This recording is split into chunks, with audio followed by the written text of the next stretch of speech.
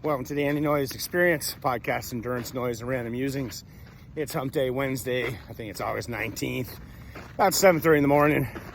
The weasel didn't get up, so I did a chug. And a chug is walk 5, run 5. Little run walk technique that I train by and I often use in ultras. I know Jeff Galloway started run walk ages ago, and he used to say, maybe a minute walk, and now he's got it down to 30 seconds. And I definitely do that when I'm running races that are shorter. I'll take little 30-second walks.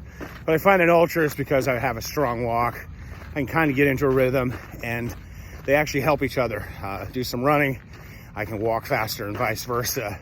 So good to practice that, and hence, if you follow me on Strava, you'll see it under chug. So today was chug 60-minute workout.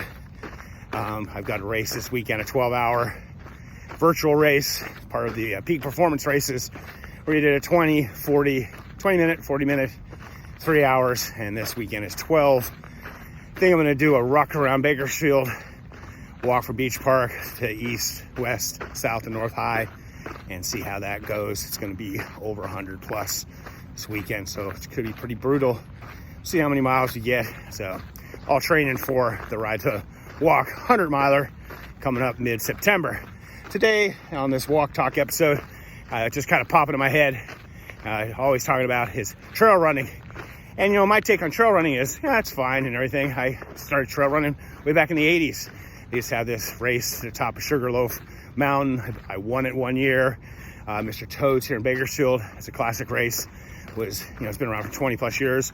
An old trail race. The Bakersfield Triathlon ran on a trail, and it's always been a trail run first, so always been exposed to it. But now ultra running and whatnot, everybody just calls and thinks of it as only trails is what ultra running is all about. And my take on it, and I talk to other people, is that trail runners really don't like to run.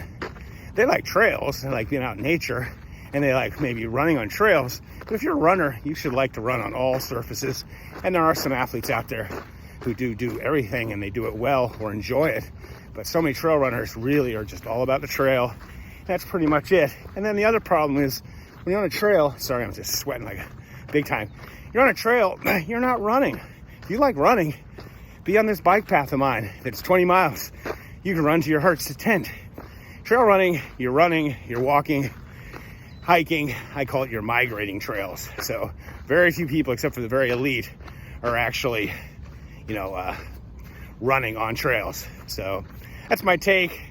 You might like to trail run, but I'm not sure if you really are a runner, like that you like to run. And so if you're running, I want everybody to get out and do whatever they like.